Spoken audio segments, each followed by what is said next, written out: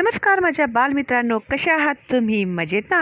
मी आहे शालिनी हुबलीकर आणि माझ्या हुबलीकर्स मराठी चॅनलमध्ये तुम्हा सर्वांचं खूप खूप स्वागत आहे. आज मी शिकवणार आहे इयत्ता 9वीच्या विद्यार्थ्यांसाठी इतिहासाचा पहिला धडा, इतिहासाची साधने. आता बघा मुलांनो, गेल्या वर्षी आपण शिकलेलो आहोत, हो की नाही?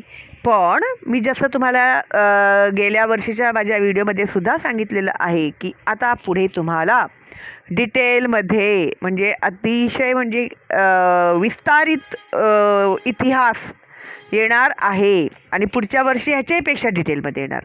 ठीक आहे, तर आधीचा इतिहास समजला तरच तुम्हाला नंतरचा इतिहास समजेल. जर तुम्हाला गेल्या वर्षीचा इतिहासाची साधनं समजला नसेल तर प्लीज 8वीचा माझा जो इतिहासाचा धडा आहे तो बघा, म्हणजे तुम्हाला अतिशय सोप्या पद्धतीने हा पण धडा समजेल. ठीक आहे, तर आज आपण काय शिकणार आहोत इतिहासाची साधनेमध्ये बघूया. आतापर्यंत आपण प्राचीन, मध्ययुगीन आणि आधुनिक भारताचा इतिहास अभ्यासला, हो की नाही? प्राचीन म्हणजे फार जुना इतिहास, जेव्हा आधी मानव होते तेव्हापासूनचा.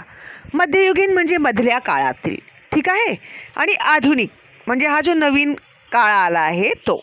प्राचीन, मधला काळ आणि आधुनिक काळ, ठीक आहे? म्हणजे त्यामध्ये भरपूर प्रगती केली आपण. यावर्षी आपण हा स्वातंत्र्योत्तर कालखंडातील भारताचा इतिहास अभ्यासायचा आहे. आधुनिक काळातील इतिहासाची साधने प्राचीन व मध्ययुगीन साधनांपेक्षा वेगळी आहेत. साहजिक असणार की नाही? आता प्राचीन काळातील इतिहासाची साधने कितीतरी वेगळी असतील, हो की नाही? ते दगडाचे त्यांची हत्यारे, दगडी हत्यारे, ते सगळं. आणि आत्ताची जी हत्यारे असतील ती तशीच असणार आहेत का? नाही, तर ते काय आहे, भरपूर वेगळी असणार आहे. की उदाहरण देते मी तुम्हाला, ठीक आहे? तर आधुनिक काळातील इतिहासाची साधने प्राचीन व मध्ययुगीन साधनांपेक्षा वेगळी आहेत.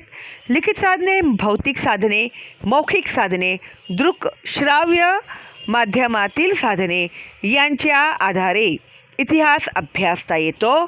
आधुनिक काळात आपणास प्रादेशिक, राज्यस्तरीय, राष्ट्रीय आणि आंतरराष्ट्रीय पातळीवरील साधनांची दखल घ्यावी लागते. या साधनांच्या मदतीने आपण आपणास इतिहासाचे लेखन करता येते. आता आपण जेव्हा इतिहासाची साधने बघितली आहेत की नाही, लिखित, मौखिक, भौतिक आणि दृक श्राव्य, ओके. आता हे जे आधुनिक काळ आहे, या आधुनिक काळामध्ये आपण काय शिकणार? तर प्रादेशिक आणि राज्यस्तरीय, राष्ट्रीय, आंतरराष्ट्रीय. राष्ट्रीय म्हणजे आपल्या देशातलं, आंतरराष्ट्रीय म्हणजे परदेशातलं, राष्ट्रीय म्हणजे इंग्रजीमध्ये त्याला म्हणतात नॅशनल, आणि आंतरराष्ट्रीय म्हणजे इंटरनॅशनल, ठीक आहे? आपल्या भारत देशाच्या बाहेरील, ओके. तर त्याचं आपल्याला दखल घ्यावी लागते, ठीक आहे? काय करताना? इतिहासाचे लेखन करताना. आता लिखित साधनेमध्ये बघा, खालील साधनांचा लिखित साधनांमध्ये समावेश होतो आणि हे 99% परीक्षेमध्ये येणार. लिखित साधने: कोशवाङ्मय, वृत्तपत्रे, नियतकालिके, रोजनिशी, ग्रंथ, पत्रव्यवहार, अभिलेखागारातील कागदपत्रे, सरकारी गॅझेट, टपाल तिकिटे. ही काय आहेत? लिखित साधने आहेत, ठीक आहे? म्हणजे जे लिहून ठेवलेली आहेत ती साधने. आणि हा चार्ट तुम्हाला परीक्षेमध्ये विचारला जाईल. त्याच्यातली 4 नाही तर 5 नावं लिहायला येतील तुम्हाला बहुतेक, किंवा सगळेही येऊ शकतात. त्यामुळे हे एकदा लिहून काढा. एकदा नाही कळलं तर 2दा लिहा, 2दा नाही कळलं तर 3दा लिहा, पण हे लिहून काढा लिखित साधने कोणती कोणती आहेत ती. माहिती आहे का तुम्हाला? ऐतिहासिक दस्तऐवज ज्या ठिकाणी जतन केले जातात, जतन करणे म्हणजे सांभाळून ठेवणे, त्या ठिकाणास अभिलेखागार असे म्हणतात. दस्तऐवज म्हणजे लिखापडी केलेले जी कागदपत्रे आहेत त्यांना अभिलेखागार असे म्हणतात. ज्या ठिकाणी त्यांना सांभाळून ठेवलं जातं त्या ठिकाणाला अभिलेखागार म्हणतात. अधोरेखित करा हे वाक्य. भारताचे राष्ट्रीय अभिलेखागार नवी दिल्ली येथे आहे. कुठे आहे? दिल्ली येथे. नवी दिल्ली, आधी दिल्लीच होतं ते, आता नवी दिल्ली आणि जुनं दिल्ली आहे, तर नवी दिल्लीमध्ये आहे. हे आशिया खंडातील सर्वात मोठे अभिलेखागार आहे. थोडक्यात माहिती द्यामध्ये अभिलेखागार आलं तर तुम्हाला हे लिहिता आलं पाहिजे. ते नवी दिल्लीमध्ये आहे अभिलेखागार. जगातील ते सगळ्यात मोठं अभिलेखागार आहे आणि ते तिथे काय जतन करून ठेवलेले आहेत? आपले ऐतिहासिक दस्तऐवज जे आहेत ते त्या ठिकाणी जतन करून ठेवलेले आहेत, सांभाळून ठेवलेले आहेत. आधुनिक कालखंडातील वृत्तपत्रे ही जशी लोकशाहीचा चौथा स्तंभ आहे तशी आधुनिक काळातील वृत्तपत्रे जी आहेत ती काय आहेत? लोकशाहीचा चौथा स्तंभ आहे. अधोरेखित करा हे वाक्य. रिकाम्या जागा भरामध्ये विचारलं जाऊ शकतं तुम्हाला. ठीक आहे. तशी ती माहिती देणारी प्रमुख साधनेही आहेत. म्हणजे त्याच्यामधून आपल्याला जास्तीत जास्त माहिती भेटते. ओके. तर 1961 ते 2000 या कालखंडाचा विचार केल्यास सुरुवातीला छापील माध्यमांना विशेषतः वृत्तपत्रांना पर्याय नाही असेच दिसते. भारतात उदारीकरण सुरू झाले आणि इंटरनेटचा सार्वत्रिक प्रसार सुरू झाल्यावर छापील माध्यमांना पर्याय उपलब्ध झाला. आता कसं झालं? त्यावेळी कसं होतं? फक्त वर्तमानपत्रे आल्यावरच लोकांना माहिती भेटत असे. म्हणून रोज लोक सकाळी उठले की पहिल्यांदा वर्तमानपत्र वाचायचे आणि एकेकांना तर सवयच असते पूर्ण वर्तमानपत्र वाचल्याशिवाय ते लोक सोडतच नाहीत वर्तमानपत्र. आणि जर तुम्हाला सवय नसेल वर्तमानपत्र वाचायची तर तुम्ही सुद्धा सवय लावली पाहिजे. वर्तमानपत्रातून आपल्याला बहुतेक माहिती मिळते. ठीक आहे. आणि एकदा ते नजरे घालून गेल्यावर आपल्याला ते जरा लक्षातही राहतं. ठीक आहे. आणि ती प्रॅक्टिसही चांगली आहे. आपल्या रोजच्या घडामोडी आपल्याला कळतात. तर वर्तमानपत्रांशिवाय लोकांना पर्याय नव्हता दुसरा. साधनच नव्हतं माहिती मिळण्यासारखं. असा कधीतरी रेडिओमध्ये बातम्या वगैरे ऐकायचे लोक. वेळ असेल तर ऐकणार, नसेल तर मग वर्तमानपत्र वाचलं की सगळी खडानखडा माहिती भेटायची त्याच्यामध्ये. पण आता काय झालं? इंटरनेट आला, गुगल बाबा आले. हां, काय पण झालं की काढा गुगल बाबांना विचारा, ते देतील आपल्याला सगळी उत्तरं. ओके नाही? त्यामुळे आता इंटरनेटचा जो वापर सुरू झाला आहे तर आता त्या छापील माध्यमांना म्हणजे जे छापत होते ना वर्तमानपत्र त्यांना पर्याय भेटलेला आहे. म्हणजे आपल्याला आता कुठून कसलीही माहिती जगातील त्याच्यामधून भेटू शकते. अर्थात असे झाले तरी छापील प्रसारमाध्यमांचे सामर्थ्य अजूनही कायम आहे. जरी आंतरजाल आला असेल तरीसुद्धा इंटरनेट आला असेल, इंटरनेटला आंतरजाल म्हणतात मराठीमध्ये, लक्षात ठेवा. तर आलं असेल तरीसुद्धा वर्तमानपत्रावरती त्याचा काहीही अजून परिणाम झालेला नाही. लोक तेवढ्याच आवडीने वर्तमानपत्र अजूनही वाचतात. ठीक आहे. आता वृत्तपत्रांमधून आपणास राष्ट्रीय व आंतरराष्ट्रीय घडामोडी, राजकारण, कला, क्रीडा. आता रोजच्या रोज तुमच्याकडे येतं की नाही वृत्तपत्र वेगवेगळ्या नावाची. तर त्याच्यामध्ये आपल्याला काय काय भेटतात? राष्ट्रीय देशातील, आंतरराष्ट्रीय परदेशातील राजकारण, पॉलिटिक्स, कला म्हणजे आर्ट्स, क्रीडा, स्पोर्ट्स, साहित्य, समाजकारण, ओके, सोशिओलॉजी आणि सांस्कृतिक घडामोडी कळतात. म्हणजे कुठे काय चाललं आहे काय नाही. आता वटसावित्री इथे असं साजरा केले, इथे तसं साजरे केलं, तरी असं झालं तसं झालं, हा सण असा साजरा केला तसा साजरा केला, असं सगळी माहिती आपल्याला वृत्तपत्रांमधून मिळते. राष्ट्रीय पातळीवर काम करणाऱ्या वृत्तपत्रांनी आपल्या प्रादेशिक आवृत्त्या सुरू केलेल्या आहेत. त्यांच्या विविध विषयांची माहिती देणाऱ्या पुरवण्या असतात. आता ते लोक काय करतात? एखादी खास पुरवणी देतात आपल्याला. ह्याच्यामध्ये एखादी ठराविक माहिती देतात. कोणी पॉलिटिक्सबद्दल देतो, कोणी आपल्या मुंबईच्याबद्दलची माहिती, कोणी महाराष्ट्राबद्दलची माहिती, असे प्रत्येकांचे आपापले हे असतात. छापील माध्यमात चळवळीची मुखपत्रे, राजकीय पक्षांची दैनिके वा साप्ताहिके, मासिके, वार्षिके महत्त्वाची असतात. लक्षात ठेवा. तर छापील माध्यमात ज्याच्यामध्ये छापतो आपण ते. आता छापण्यामध्ये काय काय आहेत बघा. कोणत्या आहेत? तर मुखपत्रे आहेत. छापील माध्यमात चळवळीची, हे प्रश्न आहेत परीक्षेमध्ये अधोरेखित करा. मुखपत्रे, राजकीय पक्षांची दैनिके, दैनिक म्हणजे रोजच्या रोज येणारं, दैनिक म्हणजे रोजच्या रोज येणारं, साप्ताहिक म्हणजे आठवड्यातून एकदा येणारं, मासिक म्हणजे महिन्यातून एकदा येणारं आणि वार्षिक म्हणजे वर्षातून एकदा येणारं. लक्षात ठेवा आहे. हां, तर काय आहेत त्या, काय महत्त्वाचे आहेत?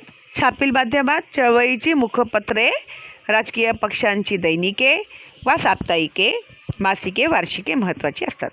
अधोरेखित करा. काही वृत्तपत्रे वर्षाच्या शेवटी वर्षभरातील महत्त्वाच्या घटनांचा आढावा देणाऱ्या पुरवण्या काढतात. त्यातून आपणास वर्षभरातील प्रमुख घटना समजण्यास मदत होते. आता वर्षाखेरला वर्षभरात काय काय घटना घडल्या तर त्याची ते लोक खास पुरवणी पाठवतात. म्हणजे लोक आवडीने वाचतात. ते कळलं ना. म्हणजे एक प्रकारचं कसं ॲडव्हर्टाइजमेंट झालं ते. म्हणजे आमचं वर्तमानपत्र लोकांनी वाचावं हाच त्याचा मागचा उद्देश असतो. प्रेस ट्रस्ट ऑफ इंडिया, त्याला इंग्लिशमध्ये शॉर्ट फॉर्ममध्ये PTI म्हणतात. ओके. 1953 नंतर भारतातील बहुसंख्य वृत्तपत्रांसाठी सर्व महत्त्वाच्या घटनांचे प्राथमिक तपशील, कोणती घटना घडली तर त्याची प्राथमिक तपशील केली जाते. म्हणजे असं म्हणजे काहीतरी असं फेक मारलेलं चालणार नाही. महत्त्वाच्या विषयांवरील लेख यांसाठी प्रेस ट्रस्ट ऑफ इंडिया हा महत्त्वाचा स्रोत आहे. अधोरेखित करा हे वाक्य. प्रेस ट्रस्ट ऑफ इंडियाने वृत्तलेख, छायाचित्रे म्हणजे फोटो, आर्थिक म्हणजे इकॉनॉमिक्स, वैज्ञानिक म्हणजे सायंटिफिक विषयांवरील लेख वृत्तपत्रांना पुरवलेले आहेत. आता PTIने ऑनलाईन सेवा सुरू केली आहे. इंटरनेट आलं आता त्यांनीसुद्धा ती सेवा सुरू केली आहे. 1990च्या दशकात PTIने टेलिप्रिंटर्सऐवजी उपग्रह प्रसारण तंत्राद्वारे देशभर बातम्या पाठवायला सुरुवात केली. आपण जे सॅटेलाईट पाठवलेले आहेत की नाही स्पेसमध्ये, त्याद्वारे त्या लोकांनी बातम्या पाठवायला सुरुवात केली. आधुनिक भारताच्या इतिहास लेखनासाठी हा मजकूर महत्त्वाचा आहे. अधोरेखित करा हे वाक्य. माहीत आहे का तुम्हाला, छापील माध्यमात भारत सरकारच्या प्रकाशन विभागातर्फे काढण्यात येणाऱ्या वार्षिकांमधील माहिती विश्वसनीय असते. मी बोलली ना तुम्हाला, म्हणजे काहीही असं खोटं छापलेलं चालत नाही, ते खरंच असलं पाहिजे. उदाहरणार्थ माहिती व प्रसारण खात्याने इंडिया 2000 हा वार्षिक संदर्भ ग्रंथ प्रसिद्ध केला आहे. सदर ग्रंथ संशोधन, संदर्भ व प्रशिक्षण विभागाअंतर्गत तयार केला आहे. या ग्रंथात भूमी म्हणजे जमीन, लोक, राष्ट्रीय प्रतीके आणि राजकीय व्यवस्था, संरक्षण, शिक्षण, सांस्कृतिक घटना, विज्ञान व तंत्रज्ञानातील घडामोडी, पर्यावरण, आरोग्य व कुटुंब कल्याण, समाज कल्याण, प्रसार माध्यमे, मूलभूत आर्थिक माहिती, अर्थपुरवठा नियोजन, कृषी, जलसंधारण, ग्रामीण विकास, अन्न व नागरी पुरवठा, ऊर्जा, उद्योग, व्यापार, वाहतूक, संदेशवहन, श्रम, गृह योजना, न्याय व विधी, युवा व क्रीडा विभाग इत्यादी क्षेत्रांमधील घटनांचा आढावा, सर्वसाधारण उपयुक्त माहिती यांचा समावेश आहे. थोडक्यात माहिती लिहा मध्ये तुम्हाला हे येऊ शकतं, त्यामुळे महत्त्वाचं आहे. अधोरेखित करा. अशा माहितीच्या आधारे आपणास इतिहास लिहिणे शक्य होते. वेबसाईट www बघा publications division.nic.in मध्ये गेलात का तुम्हाला डिटेलमध्ये भेटेल. आता टपाल तिकिटे. टपाल तिकिटे स्वतः काहीही बोलत नसली तरी इतिहासकार त्यांना बोलके करतो. भारत स्वतंत्र झाल्यापासून ते आजतागायत टपाल तिकिटांमध्ये विविध बदल घडून आलेले आहेत. तिकिटांच्या आकारातील वैविध्य, विषयांतील नाविन्य, रंगसंगती यांमुळे टपाल तिकिटे आपणास बदलत्या काळाविषयी सांगत असतात.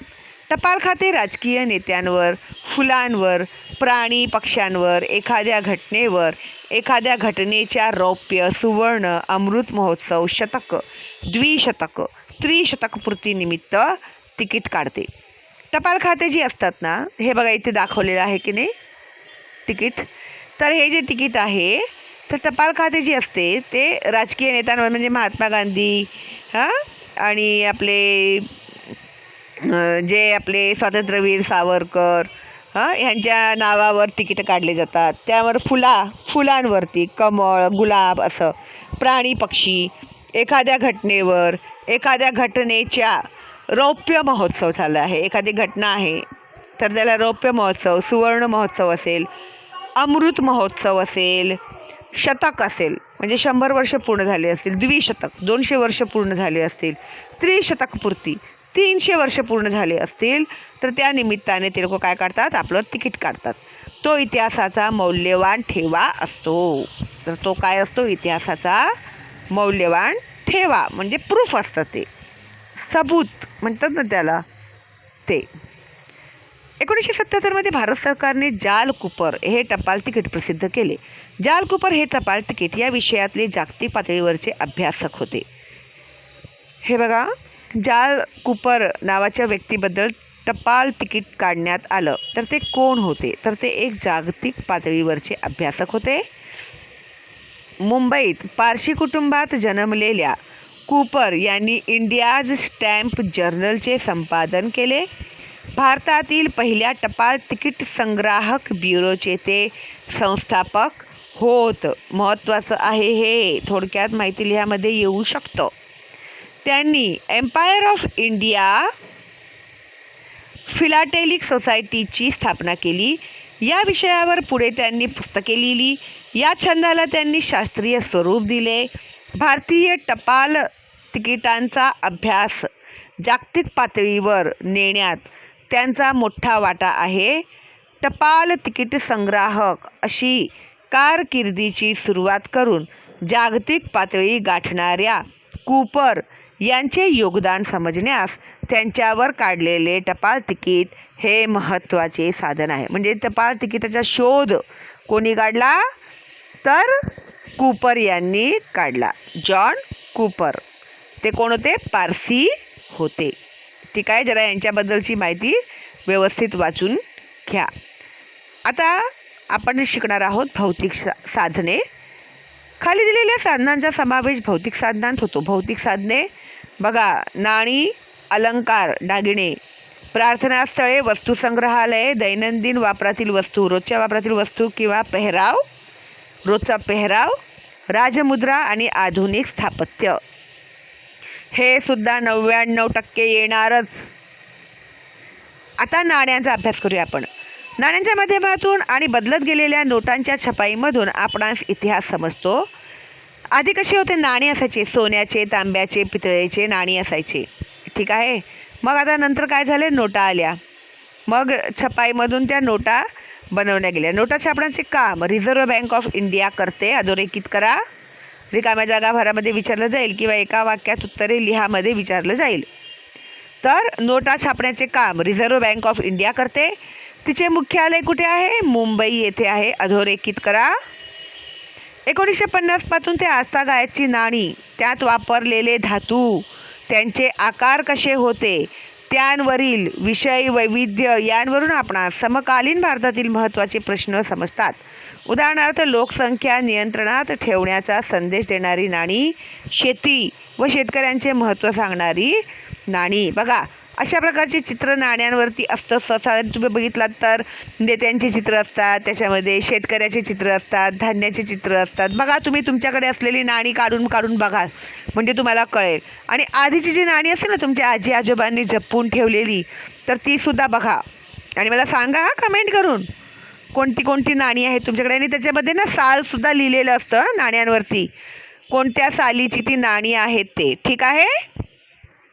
आणि आता तुम्ही लहान आहात की नाही, आताची तुम्ही जर नाणी सांभाळून ठेवलीत की नाही, आधीची नसतील तर पुढची जी तुमची पिढी येणार ना, मग त्यांना दाखवायला तुम्हाला कामाला येईल. म्हणून थोडे थोडे नाणी ना जमा करून ठेवा, बाजूला काढून ठेवा. म्हणजे आता पुढे जे तुमची नातवंड येतील ना, मग त्यांना दाखवा तुम्ही, बघा आमच्या वेळी ही नाणी होती. त्यावेळी तर कोणी बघायला गेले काय आहे ते कप्पाळ, हो की नाही. म्हणून तुम्ही ठेवा काढून बाजूला, खर्च करू नका ते पैसे. हां, ओके. आता संग्रहालय म्हणजे जिथे संग्रह करून ठेवलेली आहेत, वस्तूंचा संग्रह जमा करून ठेवली आहे ती. भारतातील सर्वच राज्यांमध्ये त्या त्या राज्याची वैशिष्ट्ये सांगणारी वस्तू संग्रहालये आहेत. आता राजस्थानमध्ये तिकडच्या वस्तूंची वस्तू संग्रहालय आहेत. महाराष्ट्रात आपल्या शिवाजी महाराजांचे चिलखत वगैरे बघा तुम्ही जाऊन, सुंदर आहे ना ते. जहांगीर आर्ट गॅलरीमध्ये जावा, तिकडे बघा. सुंदर सुंदर आहेत सगळं. म्हणजे मी बघितलं आहे तिकडे जाऊन, म्हणून सांगते तुम्हाला. आता हे लॉकडाऊन वगैरे संपलं ना आणि तुम्हाला मिळाली संधी, आम्हाला तर शाळेतून पिकनिकमध्ये पण घेऊन जायचे वस्तू संग्रहालयामध्ये. खरं सांगते मी तुम्हाला. त्यावेळी कुठे आम्हाला वॉटर पार्क वगैरे होते. आम्हाला कुठे म्हातारीचं बूट बघायला न्यायचे, हँगिंग गार्डनला न्यायचे, वस्तू संग्रहालयामध्ये न्यायचे बघायला. असंच असायचे आमचे पिकनिक. तर एका दिवसात लोणावळ्याला जाऊन या आणि मग तिकडनं चिक्क्या घेऊन या, हो की नाही. अशा प्रकारचे आमचे पिकनिक असायचे. आता तुमचे काय बाबा, एस एल वर्ल्ड आहे, वॉटर पार्क आहेत, कुठे कुठे घेऊन जातात तुम्हाला, इमेजिका बिमेजिकाला. आमच्यावेळी हे सगळं काहीही नव्हतं. कधीतरी एलिफंटाला घेऊन जायचे. असं एका दिवसाची पिकनिक असायची. सकाळी जायचं 4 वाजता 5 वाजता आणि मग संध्याकाळी 8पर्यंत घरी, असं, किंवा 5पर्यंत 7पर्यंत, म्हणजे जसं असेल तसं. ठीक आहे. तर विचारा तुमच्या मम्मी पप्पांना माहिती असेल तर. वस्तू संग्रहालयामध्ये जा आणि बघा, तुम्हाला चान्स भेटेल तर.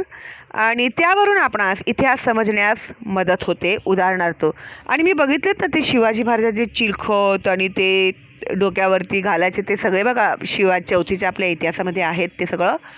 ते मी बघितलं आहेत. ते किती वजन आहेत माहिती आहे का तुम्हाला. ते तलवारसुद्धा आपण असं सहसा पकडू नाही शकत. म्हणजे त्यावेळेची ती जी माणसं होती ती किती ताकदवर आणि ती किती मेहनती होती, विचार करा तुम्ही. आपण नाही ते पकडू शकत, लय वजन आहेत ते बाबा. ते जे ढाल आहेत ना ते लढायचे, ते ढालसुद्धा किती वजन आहे. आता तर हात पण लावायला नाही देत. आम्ही छोटे होतो तेव्हा आम्हाला भेटायचं, आता नाही भेटत. कारण की मग लोक ते खराब करू लागले ना, म्हणून त्यांना आता सगळं काचेमध्ये घालून ठेवलेलं आहे लोकांनी. पण आम्हाला त्यावेळी हात लावून बघायला भेटत होते. असेच ओपन ठेवलेले असायचे ते, आम्ही हात लावून बघायचो. त्यांचे दागिने ते सगळं फार सुंदर आहे, फार सुंदर आहे. तुम्हाला बघायला भेटतील पण हात लावायला भेटणार नाही. तर असं आहे ते. खरंच बघा तुम्ही, आवडेल तुम्हाला. उदाहरणार्थ मुंबई येथील छत्रपती शिवाजी महाराज वस्तू संग्रहालय. अरे वा, आलं बघा इथे. आत्ताच मी तुम्हाला एवढं सांगितलं. रिझर्व्ह बँकेचे पुणे शहरातील संग्रहालय अतिशय सुंदर आहे. ते पण मी पाहून आली आहे. फार सुंदर आहे. सरकारी संग्रहालयांखेरीज काही संग्राहक स्वतःची काही संग्रहालये उभारतात. आता सरकारी संग्रहालय तर आहेतच, पण काही खाजगी संग्रहालयसुद्धा आहेत. म्हणजे आता तुम्ही उदयपूरला गेलात ना, तर तिथे जे राजे होते तिकडचे, उदयपूरचे राजे, तर त्या लोकांच्या घराण्यातील त्यांच्या बायका, त्यांचे ते सगळे सामानं, ते हरणाचे तोंड, ते सगळे शिकार केलेले, ते सगळे. मी उदयपूरला गेली होती तेव्हा तिकडच्या वस्तू संग्रहालयात मी गेली होती. तर तिथे तुम्हाला ते सगळं त्या लोकांचे सगळे बघायला भेटतील. डिटेल कशा प्रकारचे दागिने असायचे, त्यांचा पेहराव कसा असायचा, तर ते सगळं ते आपल्याला तिकडे बघायला भेटतं. तर ते त्यांचं खाजगी झालं, ते सरकारी नाही झालं. ते त्यांच्या घराण्याचा इतिहास, त्यांचं महल किती मोठं आहे रे बाबा. तुम्ही बघतच राहणार त्यांचं महल, फिरून फिरून दमणार तुम्ही. आम्हाला ते गाईड होते म्हणून, आता कुठून गेलो आणि कुठून बाहेर आलो आपल्याला कळतच नाही. ते लोक कसे राहत होते एवढ्या मोठ्या महलमध्ये काय माहिती. मग त्या महलचा जो अर्धा भाग आहे तो त्या लोकांनी एक्झिबिशनसाठी ठेवलेला आहे, संग्रहालय बनवले त्याच्यामध्ये.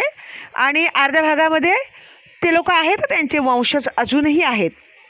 उदयराजे सिंग आहेत ना, त्यांचं कुटुंब अर्ध्या महालामध्ये त्यांचं कुटुंब राहतं. आणि त्यांच्या बाहेर जे बागा आहेत की नाही, तिकडे चंदनाचे वगैरे झाड आहेत अजूनही. आणि तिथेच त्या लोकांच्या इकडे एक तलाव आहे, तिकडे हरण पाळलेले आहेत त्या लोकांनी. म्हणजे एकदम म्हणजे फार सुंदर आहे, बघण्यासारखं आहे खरोखर. जर तुम्हाला भेटली ना संधी आणि कधी तुम्ही गेलात ना त्या साईडला, तर तुम्ही नक्की तिकडे जाऊन या.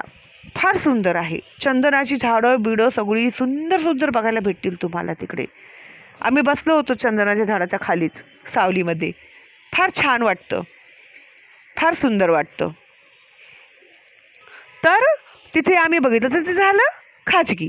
मग तिकडची त्यांची नाणी, त्यांच्या नोटा बिटा काय होते, त्यांची हत्यारं काय काय होती काय नाही, त्यांचे चिलखत बिलखत ते सगळं त्या लोकांनी तिकडे ठेवले होते. ठीक आहे. नाणी, नोटा, विविध आकारांतील दिवे, अडकित्त्या म्हणजे काय माहिती आहे का तुम्हाला. बघा आधीच्या जमान्यामध्ये ते सुपाऱ्या वगैरे तोडण्यासाठी ते वापरत असतात ना अडकित्ते, त्याला अडकित्ता म्हणतात. बघेन मी, प्रयत्न करते, मला चित्र भेटलं तर तुम्हाला दाखवते मी अडकित्ता कशाला म्हणतात ते. तर तुमची आजी आजोबा जर खात असतील ना पान सुपारी वगैरे, तर त्यांच्याकडे नक्की असणार अडकित्ता. बघा तुम्ही, ठीक आहे. आणि त्यांचे क्रिकेटचे साहित्य, तेव्हा लई फॅशन असायचं ना क्रिकेटचं. मोठी मोठी माणसं तेव्हा क्रिकेट खेळायचे, म्हणजे मोठी श्रीमंत माणसंच फक्त खेळायचे क्रिकेट, साधी माणसं असं खेळायचे नाही. आता हे कसं सचिन तेंडुलकर वगैरे खेळत होते गावस वगैरे, त्यावेळी फक्त मोठी माणसं राजे महाराजांनाच ते आवड असायची क्रिकेट वगैरे खेळायची, ते लोकच खेळायचे ते गेम, ठीक आहे. तर त्यांचे साहित्य ते सुद्धा त्या लोकांनी ते सुद्धा ठेवलेले आहेत एक्झिबिशन्समध्ये. ओके, तर हे आहे संग्रहालय. ओके, तर मौखिक साधने, या साधनांमध्ये मौखिक म्हणजे आपण जे तोंडाने बोलतोय ते. या साधनांमध्ये लोककथा आहेत जे पूर्वजांपासून चालत आलेले आहेत, लोकगीते आहेत, गाणी म्हणी आहेत, ओव्या आहेत इत्यादींचा समावेश होतो.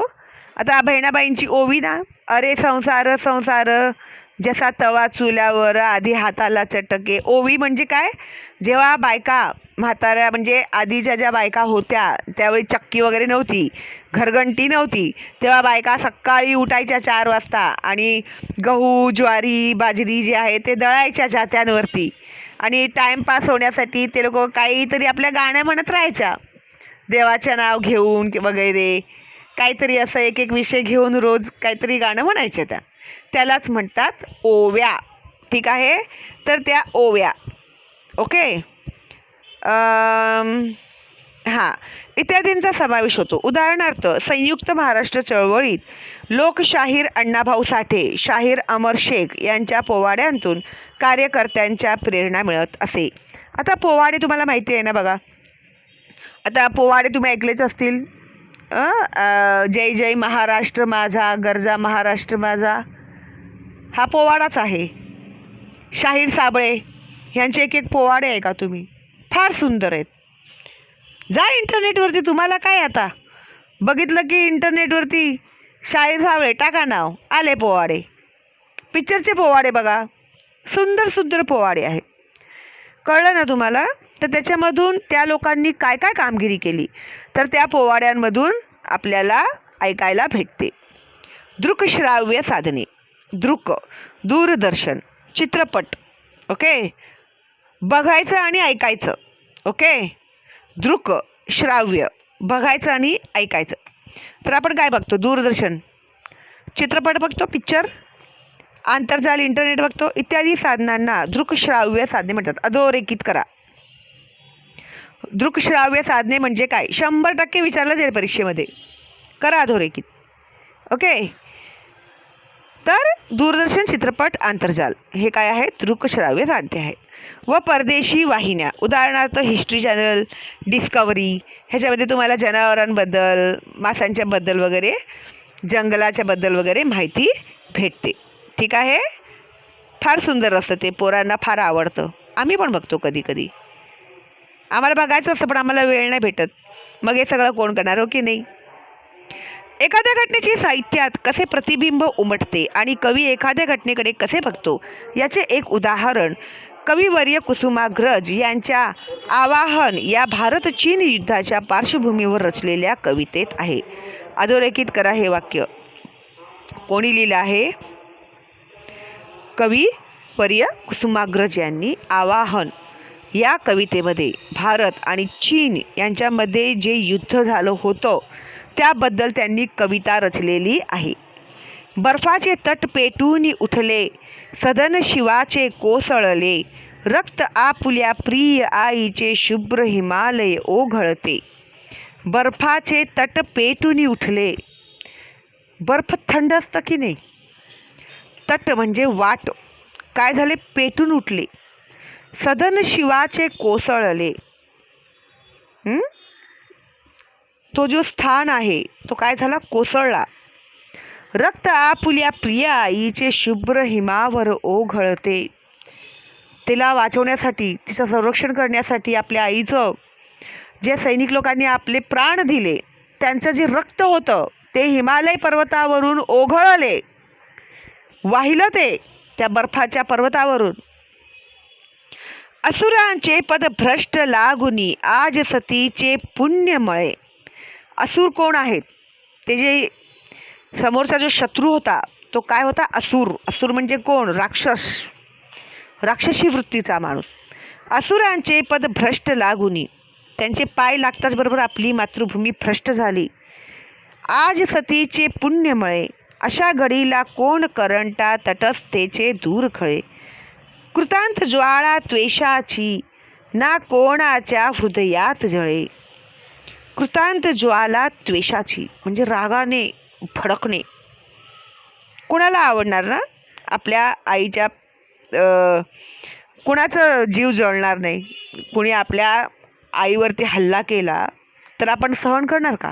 तर ही जी भारतभूमी आहे ही आपली आई आहे आणि तिच्यावरती केलेला हल्ला आपण सहन करू शकणार का? मग कोणाचाही जीव जळेल, हृदय जळेल. साम मंत्र तो सरे, रणाची नौबत आता धडधडते. रक्त आपुल्या प्रिय आईचे शुभ्र हिमावर ओघळते.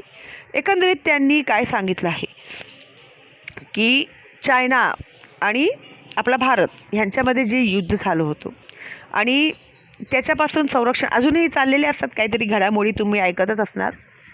तर तशाच प्रकारचं ते जे युद्ध झालं होतं त्याच्यामध्ये जे हत्या झाली होती, आपल्या बिचारे सैनिक शहीद झाले होते, मारले गेले होते आपल्या देशाला स्वतंत्र करण्यासाठी, आपल्या देशाचं रक्षण करण्यास, स्वतंत्र करण्यासाठी तर आहेतच म्हणा, पण चायनापासून आपल्या देशाला वाचवण्यासाठी तो जो काही लढा त्या लोकांनी दिला होता त्याबद्दल त्यांनी ही कविता लिहिलेली आहे. तर हे लक्षात ठेवा तुम्ही. कविवर्य कुसुमाग्रजांनी लिहिलेली आहे ही कविता. कवितेचं नाव काय आहे? आवाहन. Film and television institute of India, अतिशय महत्त्वाचा आहे हा पॅरेग्राफसुद्धा. FTII short form, FTII. आणि जरी त्यांनी मराठीत लिहिलं ना FTIIची माहिती लिहा तर तुम्हाला लिहिता आलं पाहिजे. Film and television institute of India. इंग्रजीमध्ये न लिहिता मराठीत लिहिलं तरीसुद्धा तुम्हाला लिहिता आलं पाहिजे. कन्फ्यूज होऊ नका. ते लोक असंच कन्फ्यूज करतात तुम्हाला परीक्षेमध्ये.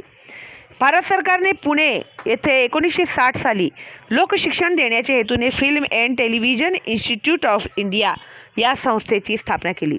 या संस्थेची स्थापना का केली भारत सरकारने? हा प्रश्न परीक्षेमध्ये येणार. तर लोकांना शिक्षण देण्यासाठी. कशाबद्दल? फिल्म आणि टेलिव्हिजनच्याबद्दल. त्याच्यामध्ये काय? राजकारण, समाजकारण, कला, क्रीडा आणि संस्कृती या विविध क्षेत्रांतील महत्त्वाच्या घटनांवर आधारित वृत्तपट इंडियन न्यूज रिव्ह्यू या संस्थेने तयार केले. समाजाचे नेतृत्व करणाऱ्या व्यक्ती, देशासाठी योगदान देणाऱ्या व्यक्ती आणि महत्त्वाच्या स्थळांची माहिती देणारे अनुबोधपट म्हणजे डॉक्युमेंटरीज या विभागाने तयार केले आहेत. आधुनिक भारताचा इतिहास अभ्यासण्यासाठी हे वृत्तपट आणि अनुबोधपट उपयोगी आहेत. बघा इकडे त्यांचं सिम्बॉल पण दिलेलं आहे. FTIIचे बोधचिन्ह लक्षात ठेवा हां. ते मराठीत पण मला फ दिसते हां. बघा पोरांनो, मला मराठीतलं पण फ दिसते त्याच्यामध्ये. दिसते ना तुम्हाला पण? तर हे आहे त्यांचं बोधचिन्ह. आणि आता तर काय सगळीकडे न्यूज चॅनल वगैरे झालेले आहेत आणि आमच्या वेळी असं ठराविकच आम्हाला असं बघायला भेटत असत. करून पहा. देशभक्ती या विषयाशी संबंधित कोणकोणते चित्रपट तुम्हाला ठाऊक आहेत? तुम्हाला आवडलेल्या एका चित्रपटाचे रसग्रहण तुमच्या शब्दात लिहा. देशभक्तीवर चित्रपट आहेत की नाही? महात्मा गांधी, लोकमान्य टिळक, डॉक्टर बाबासाहेब आंबेडकर आणि अशी कितीतरी अशी चित्रपटं आहेत. तर देशभक्तीवरती तर तुम्हाला एखादे चित्रपट आवडला असेल तर त्याबद्दल तुम्हाला लिहायला सांगितलं नाही. आतापर्यंत आपण आधुनिक भारताच्या इतिहास लेखनासाठी उपयुक्त असणारी काही साधने बघितली. 21व्या शतकात काळ इतक्या वेगाने बदलत आहे की ही साधनेसुद्धा अपुरी पडतील. त्यामुळे आता स्वाभाविकपणे नवी साधने पुढे येत आहेत. उदाहरणार्थ घरगुती टेलिफोन ते मोबाईल. बरं आहे, ह्याच्यामध्ये मोबाईलचा उल्लेख आहे बाबा. ठीक आहे. घरगुती टेलिफोन ते मोबाईल. या प्रवासात पेजर नावाचे साधन संपर्कासाठी आले होते. ते जेवढ्या वेगाने आले तेवढ्याच वेगाने ते संपुष्टातही आले. पेजर म्हणून होतं, आम्ही वापरलं आहे ते पेजर, पण त्याला काही जास्त काळ टिकलं नाही. ते फक्त त्याच्यामधून मेसेज जायचे, कॉल मी इमिडिएटली, एवढं आपण मेसेज करू शकतो. म्हणजे आधी कसं टार करायचे लोक, तसं पेजरवरती मेसेज करू शकत असतो. तर आम्ही वापरला आहे तो पेजर, पण तो आला तेवढ्या स्पीडमध्ये तो गेलासुद्धा. ते जेवढ्या वेगात आले तेवढ्याच वेगाने ते संपुष्टात आलेसुद्धा, म्हणजे नष्ट पण झाले. आता मी थंबनेल टाकीन ना, तर त्याच्यामध्ये तुम्हाला मी आणखी त्याचं चित्र मी प्रयत्न करते आणि पेजरचं चित्र मी प्रयत्न करते थंबनेलमध्ये टाकते, तर तुम्ही बघा. इतिहासाच्या अभ्यासासाठी केला जातो, परंतु आंतरजालावर इंटरनेट उपलब्ध असलेल्या प्रचंड माहितीचाही उपयोग इतिहासाच्या अभ्यासासाठी केला जातो, परंतु माहितीची सत्यता यथार्थता तपासून घ्यावी लागते. ठीक आहे, ते खरं आहे की खोटं आहे त्याचं पण खात्री करून घ्यायला पाहिजे ना. आता हा एकच धडा शिकवणारे भरपूर लोक असतील तुम्हाला इतिहास, पण ते कसं शिकवत आहेत ते तेवढंच महत्त्वाचं आहे, नाही का. प्रत्येकाची शिकवण्याची पद्धत वेगवेगळी आहे. तर असं एक उदाहरण देते मी तुम्हाला. तर प्रत्येक आपले उदाहरण, तर जसं मी मला आलेले अनुभव तुम्हाला सांगितले तसे ते लोक त्यांचे अनुभव सांगतील. ते खरे आहेत की खोटे आहेत कोणाला माहिती, हो की नाही. एक उदाहरण देते मी तुम्हाला. तर इतिहासाच्या सर्व साधनांच्या आधारे अभ्यास करणे सहज साध्य झाले आहे. तसेच ही सर्व साधने आधुनिक काळातील असल्याने त्यांची उपलब्धता होणे शक्य झाले आहे. आता ते आधुनिक काळातील असल्यामुळे आपल्याला सहजासहजी भेटतात, त्यांची उपलब्धता होणे शक्य झाले आहे. इतिहास हा जीवनातील सर्व अंगांना स्पर्श करणारा असल्याने साधनांच्या जतनाचेही प्रयत्न सर्व स्तरावर होताना दिसतात. ते आपणही करूयात. आता ऐतिहासिक साधनांचे संरक्षण करणे म्हणजे काय. आता आपण जे एखाद्या ऐतिहासिक स्थळी गेलो भेट द्यायला, समजा मी ताजमहल गेली दिल्लीला, तिकडे ताजमहल बघितलं, तिथे कुतुब मिनारवरती काय ते हात काढून ठेवलेले आहेत, त्याच्यावरती काय बाण मारलेले आहेत आणि काय नावं लिहिली आहेत. हे आपलं जे ऐतिहासिक प्रतीक आहे त्या प्रतीकाची असं आपण विटंबना करायची असते का सांगा बघू. म्हणजे आपण त्याचा खराब करतोय की नाही आपले. झाडांना कोरायचं, त्या वास्तूवरती त्या कोरून ठेवायचं, किती हे विचित्र आणि घाणेरडा प्रकार आहे. आपली जी ऐतिहासिक वास्तू आहे त्याचं आपण संरक्षण केलं पाहिजे ना. कचरा टाकू नये तिकडे, त्याचं आपण जतन केलं पाहिजे, त्याला हात लावू नये, त्याला खराब करू नये. आणि जिथे तिथे सूचनासुद्धा लिहिलेल्या असतात. तुम्ही फक्त असं लिहून नाव लिहिल्याने काय तुम्ही प्रसिद्ध होणार आहात का जगामध्ये. अरे नावं असं काहीतरी कार्य करा की ज्याच्याने तुमचं अभिमानाने तिकडे नाव लिहिलं गेलं पाहिजे की बघा हे ठराविक व्यक्तीने हे कार्य केलं म्हणून त्याच्या नावाने हे बांधलेलं आहे. करा ना तुम्ही तसं कार्य आणि घ्या ना लिहून नाव. वा, इतिहासामध्ये अमर तुम्ही सुद्धा. असं लिहून नाही कोणी अमर होत नावं बिवं. तर हे असं मी बघितलं आहे, फार वाईट वाटतं हे सगळं बघून. पानं खातात, थुकतात. अजंठा एलोराला मी गेली होती तिकडे, बाहेर परदेशी पर्यटक होते.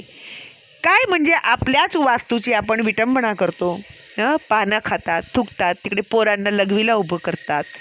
किती घाण आहेत हे सगळे प्रकार.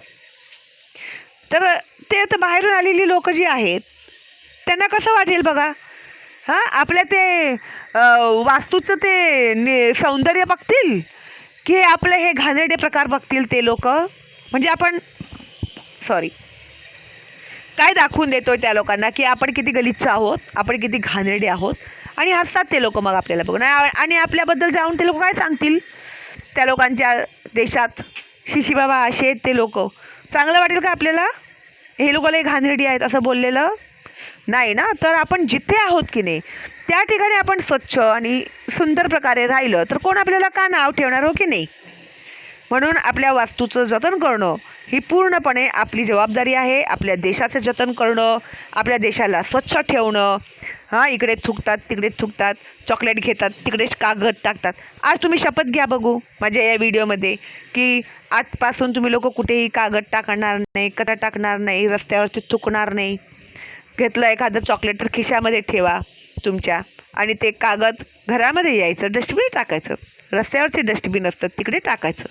कुणी मूल जर टाकत असेल तर त्याला थांबवायचं. जर आपण एका मुलालाही थांबवलं ना असं करण्यापासून, तर असंच एक एक एक एक एक एक करून पूर्ण आपला देश सुधरून जाईल मुलांनो. आणि याची सुरुवात आपल्याला कुठेतरी केलीच पाहिजे. त्याच्यासाठी मला तुमच्या लोकांच्या साथीची गरज आहे, तुमच्या लोकांच्या मदतीची गरज आहे. तुमचे आजी आजोबा म्हातारे झाले असतील, थुकत असतील, त्यांना सांगायचं थुकायचं नाही कुठेही बाहेर. मोरीत जायचं आणि थुकायचं, बेसिनमध्ये जायचं आणि तिकडे थुकायचं, बाहेर थुकायचं नाही, रस्त्यावरती थुकायचं नाही. हो की नाही? तरच बदलेल ना. मग तुमची जी पोरं येतील त्यांना सुंदर देश बघायला भेटेल. तर तुम्ही जे घाण करणार पुढे तुमची मुलंसुद्धा त्याच्यापेक्षा डबल घाण करणार. तर ते कुठेतरी थांबूया आपण. ठीक आहे? तर आजपासून आपण ठरवायचं की याच्या पुढे आपण आपला देश स्वच्छ ठेवणार. सुरुवात घरापासून होते की नाही? आपण घरात टाकतो का चॉकलेट खाल्लेला कागद? कसं तुम्ही जाऊन डस्टबिनमध्ये टाकता, पेन्सिल सोललं की डस्टबिनमध्ये, नाही तर मम्मी झाडू घेऊन चांगली धुलाई करेल तुमची. ओके नाही? तर कसं आपण घर स्वच्छ ठेवतो, मम्मी कसं घर स्वच्छ ठेवते, तसंच आपला आजूबाजूचा परिसर, आपला राज्य, आपला देश, हे सुद्धा आपली जबाबदारी आहे. तर त्याला स्वच्छ ठेवायची जबाबदारी आपली आहे. आणि आजपासून आपण शपथ घ्यायची आणि आपल्या देशाला स्वच्छ करायचं. ठीक आहे? मग सांगा मला आता कोण कोण मला सपोर्ट करणार आहे त्याच्यासाठी. ठीक आहे? थँक्यू, धन्यवाद. तर चला मग आपण भेटूया लवकरच पुढच्या व्हिडिओमध्ये. काही शंका असेल तर मला नक्की विचारा कमेंट बॉक्समध्ये. जर काही शंका नाही तर एक धन्यवाद तर तुम्ही मला लिहू शकता, नाही का? तर चला मग आपण भेटूया लवकरच पुढच्या व्हिडिओमध्ये. तर माझं चॅनल आहे मोफत, तर जास्तीत जास्त फॉरवर्ड करा तुमच्या मित्रमैत्रिणींना आणि नातेवाईकांना, जेणेकरून त्या मुलांचाही फायदा होईल. ठीक आहे? जर तुम्हाला आवश्यक वाटत असेल तर मी तुम्हाला प्रश्न उत्तरं देते. पण मला जर असं वाटते की जर तुम्हाला धडा व्यवस्थित समजला असेल तर तुम्ही प्रश्न उत्तरं व्यवस्थित आणि आरामात लिहू शकता. आणि मी गेल्या माझ्या व्हिडिओमध्ये सुद्धा सांगितलेले आहेत तुम्हाला की प्रश्नांची उत्तरं तुम्ही तुमच्या भाषेत लिहिलं तरी चालेल. पुस्तकातलं जसंच्या तसंच लिहायचं आहे असं नाही. ठीक आहे? तर नाही तुम्हाला समजत असेल तर मला सांगा, मी तुम्हाला समजावून सांगते. ठीक आहे? म्हणजे 10वीला तुम्हाला प्रॉब्लेम नाही होणार. ठीक आहे? आणि जी मुलं वर ओळ देत नाहीत त्यांनी सवय करा आतापासूनच, नाही तर पुढच्या वर्षी अंडी खायला तयार व्हा. ओके? आतापासूनच ओळ द्यायची, नाहीतर पेपर तपासले जाणार नाहीत. ठीक आहे? आपण 10वीचा अभ्यास सुरू केला आहे आता. ओके? चला मग आपण भेटूया पुढच्या व्हिडिओमध्ये. तोपर्यंत बाय बाय. लाईक करायला विसरायचं नाही.